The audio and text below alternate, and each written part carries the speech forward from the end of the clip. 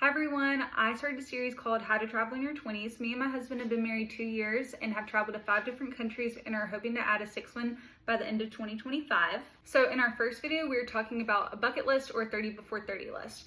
And so I'm gonna use mine as a reference point again. So I'm gonna just list off 5 things that I can do in the same country. So I can take a surfing class, see one of the 4 oceans because I have to see all the oceans on my bucket list, zip line throughout the jungle, relax in a natural hot spring, and see a volcano.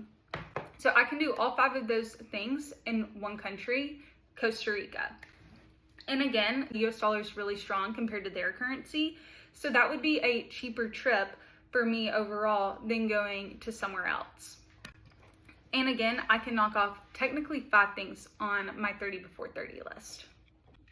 So now we have kind of decided in our heads, Costa Rica seems like a good spot for us. And so now you're kind of thinking and panicking probably, how am I gonna get around? Am I gonna have a rental car? Do I need an international driver's license?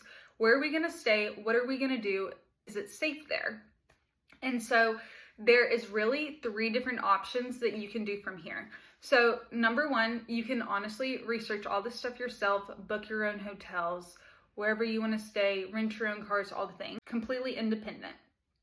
And then there is group travel. So group travel typically is with these large companies. There's like Gate 1 Travel, EF Ultimate Break, G Adventure, and they're all over the world, all these different destinations. And you typically have a local guide with you.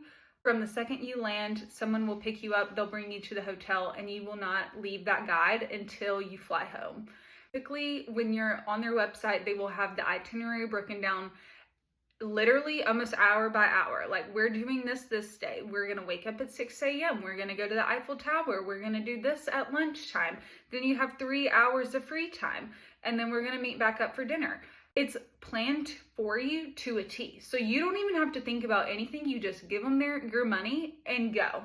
People do not like that, again, because you're told you need to be here at this time and you are with a group of people that you don't necessarily know, but a group is together the whole entire time. I will say this is a great option for solo travelers because you know that there's always safety in numbers. There might be other solo travelers on the trip. It's a really good way to make connections.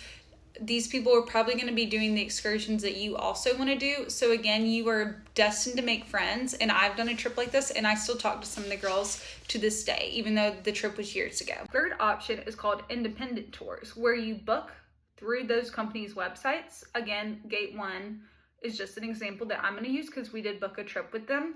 And they will book all the accommodations for you, your round trip flights, your hotel stays, and your rental car.